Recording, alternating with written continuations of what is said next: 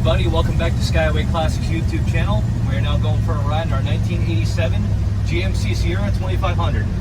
Definitely the perfect work truck here at Skyway Classics, featuring a blue exterior with the stock GMC wheels, white, and it also has a spare tire in the bed.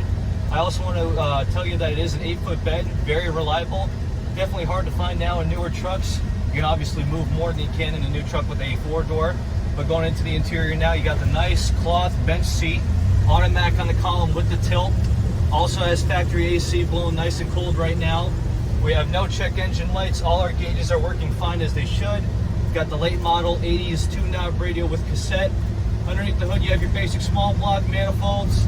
Of course, this is the last year before they changed it to the OBS trucks, so this is definitely the right one for you if you're looking for something with class. Also, if you want to have like a little bit of a farm truck. And of course, now we'll open it up a little bit.